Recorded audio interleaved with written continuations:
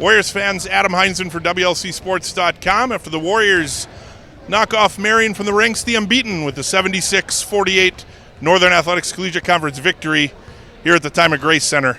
Coach, you start 2025 the same way you ended 2024. A win and the 20th straight home win here on the home court. How does it feel? Thanks for reminding me, Adam. It was good. I liked how we guarded tonight.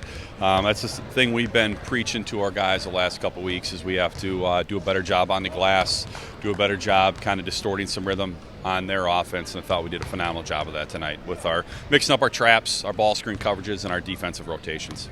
Talk about that defense for sure. Noticeably a big difference in today's game. You guys caused 3 10-second backcourt violations. Yeah, it was fun. Yeah, it was something. We've been working on that for a little bit in practice. Haven't unveiled it a lot here in games, but it's something we thought could be a strength of ours and played to our advantage tonight.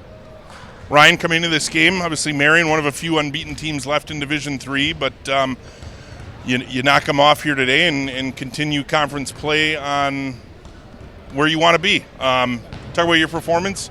A season-high 25 points today. Yeah, it always helps when the first shot goes in. Haven't had too many of those this year. But the guys did a really good job of seeing mismatches. We knew they were going to switch or hard hedge on the ball screens, so we knew we could exploit them in a variety of different ways.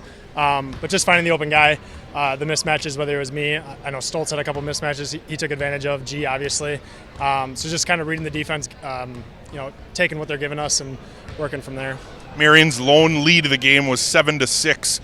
What do you think the biggest difference was to you guys pull out to the double-digit lead handling for all the second half?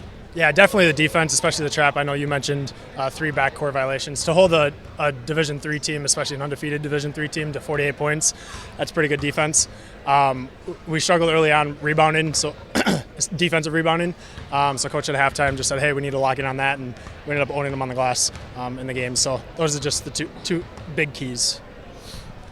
You turn your attention now in the midst of this 4-game homestand to St. Norbert, obviously a perennial in the league with the Warriors. What's the focus going into Wednesday night's matchup? Do our best to win.